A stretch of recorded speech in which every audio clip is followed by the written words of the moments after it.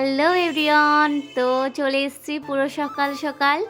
আর আজকে থাম্বনেলটা দেখে বুঝতেই পেরে গেছো আজকের কিন্তু সরস্বতী পূজার ব্লগটা। আর এই ব্লগটা আপলোড করতে আমার কিন্তু অনেকটা দিন পেরিয়ে গেছে। তো সুন্দরবন থেকে একদিন আগেই চলে এসেছি সরস্বতী পুজোর। তো দেখো সরস্বতী পুজোর দিন চলে এসেছি আর পাপানের স্কুলে হচ্ছে কিন্তু পুজোটা। আমি এত তাড়াহুড়ো করে চলে এসেছি, তো এসেই দেখি এখনও ঠাকুর মশাই কিন্তু আসেননি। এদিকে কিন্তু আমার পাপানের ম্যামরা সকলে রেডি হয়ে এসছেন আর কত সুন্দর সুন্দর সকলে কি সুন্দর লাগছে দেখো সকলকে। আর এইদিকে অনেক দিদিভাইরা আর ম্যামেরা রয়েছে, ফল প্রসাদ করছেন। তো এক্ষুনি ঠাকুরমশাই চলে আসবেন। আর আজকের কিন্তু সকলকে খুবই সুন্দর লাগছে। আর আমি সাদা সময়টা পেলাম না, আসলে আমি ভাবছি দেরি হয়ে গেছে, গিয়েই দেখছি এখনও অনেকে আসেনি। আর যেটা খুব ইম্পর্টেন্ট সেটা হচ্ছে ঠাকুরমশাই উনি এখনও আসেননি। যাই হোক চলে এসেছি। তো এখানে খুবই পুজোর সুন্দরই আয়োজন হয়েছে। এটা যেহেতু ফার্স্ট টাইম আমার পাপানের স্কুলে ফার্স্ট টাইম পুজো। এইদিকে দেখো তোমাদের সঙ্গে কথা বলতে বলতে কিন্তু ঠাকুরমশাই চলে এসছে। আর আজকের ব্লগটা কিন্তু খুবই স্পেশাল হতে চলেছে, আরও একটা সারপ্রাইজ রয়েছে। তোমরা প্লিজ স্কিপ করো না, পুরো ব্লগটাই দেখতে থাকো, আশা করছি তোমাদের ভালো লাগবে। আর এদিকে দেখো আমার পাপান কিন্তু চশমাটা গায়ে দিচ্ছে চোখে পড়ার জায়গায়। আর এদিকে ঠাকুরমশাই কিন্তু পুজোটা শুরু করে দিয়েছেন। আর আমাদের কিন্তু আবার অঞ্জলিটাও শুরু হবে। তো দেখো আমার সোনা বাবা সকাল থেকে না খেয়ে আছে। আর এখানে আমাদের অঞ্জলিটাও শুরু হয়ে গেছে। অঞ্জলিটা দেওয়ার জন্য সকলের হাতে এখন ফুল দেওয়া হচ্ছে, তোমরা দেখতেই পারছো। আর সকল বাচ্চারা তাদের সঙ্গে তাদের প্যারেন্টস রয়েছে। আর প্যারেন্টস তো থাকবেই, একা তো বাচ্চা আসে না, প্যারেন্টসে থাকে। আর যেহেতু দুদিন পড়েছে এবছর সরস্বতী পুজোটা, রবিবার সোমবার। আর আমি যেহেতু রবিবারে বাড়িতেই এসেছি সুন্দরবন থেকে, তো আর রবিবারে সরস্বতী পুজোটা করতে পারলাম না, তার জন্য কিন্তু আমি সোমবারে পাপানের সঙ্গে একসঙ্গেই অঞ্জলিটা দিয়ে দিয়েছি। এখানে অনেকেই কিন্তু আজকে অঞ্জলিটা দিয়েছে, কালকে অনেকেই দিয়েছে, বাট আজকেও কিন্তু অনেকেই দিয়েছে।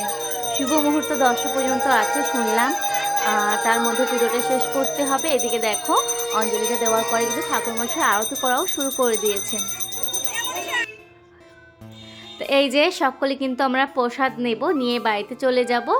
আর আজকে তোমাদেরকে বললাম অন্য একটা সারপ্রাইজ রয়েছে, তার জন্য কিন্তু আজকে ভীষণই খুশি আমি।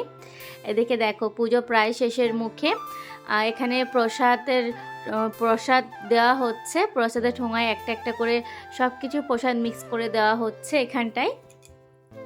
ঠাকুরমশাইয়ের তো পুজো হয়ে গেছে, ঠাকুরমশাই এখন চলে যাচ্ছেন।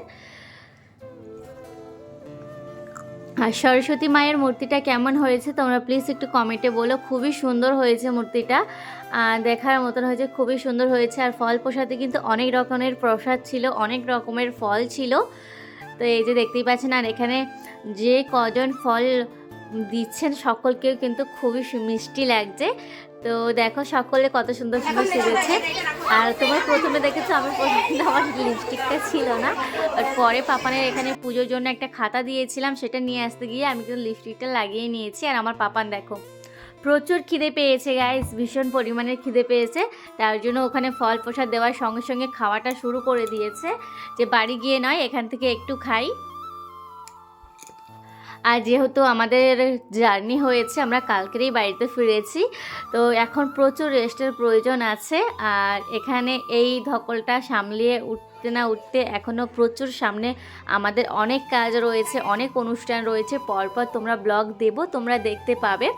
আর এখানে মিষ্টি মাম্মা কত সুন্দর সেজেছে, আসলে মেয়েরা লক্ষ্মীরই মতো, দেখেছো কি মিষ্টি না লাগছে।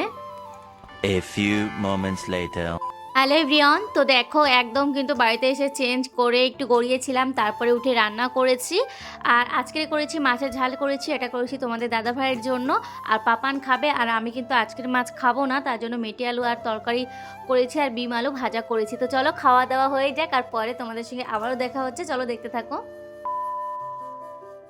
একদম চলে এসেছি সন্ধেবেলায়, তোমাদেরকে বলেছিলাম একটা সারপ্রাইজ রয়েছে, তো এখন আমি সেখানেই যাচ্ছি। এই যে চলেও এসেছি, তোমরা দেখতে থাকো। তো যেই সারপ্রাইজটার কথা তোমাদেরকে বলছিলাম সেটা হচ্ছে এই যে আমরা একটা ফ্রিজ নিচ্ছি। তো এর ভিতর থেকে কোন ফ্রিজটা তোমাদের ভালো লাগছে তোমরা প্লিজ কমেন্টে বলবে, ঠিক আছে, কোনটা ভালো লাগছে।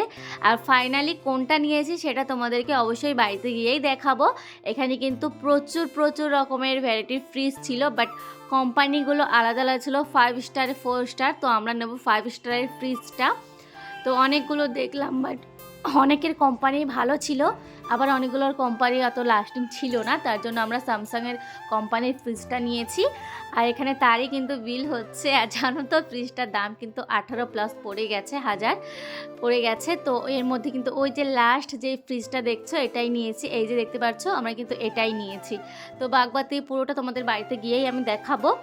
তো এই যে হচ্ছে বিলটা, আর আমরা কিন্তু একা যাই না, আমাদের সঙ্গে রাকেশও গেছিলো, আমি তোমাদের দাদাভাই আর রাকেশ গেছিলাম।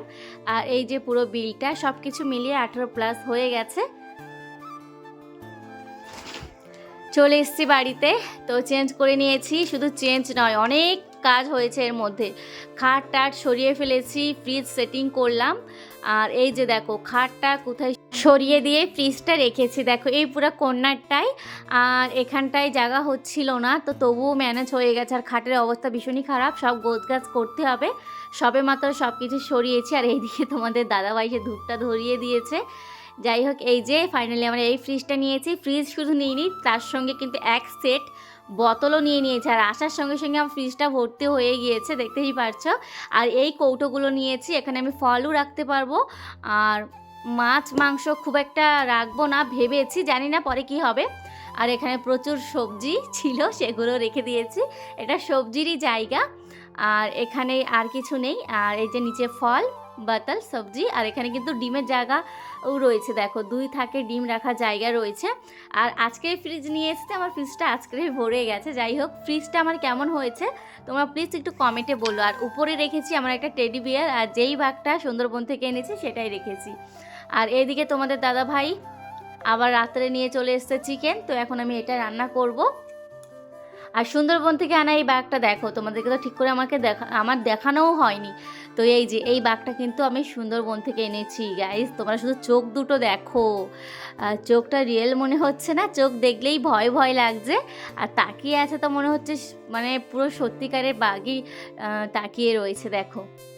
তো গাইস চলো আজকের মতন ব্লগটা এখানে শেষ করছি। ভালো লাগলে অবশ্যই লাইক কমেন্ট শেয়ার করো। তো চলো সকলকে টাটা। खत्म। Bye bye Tata.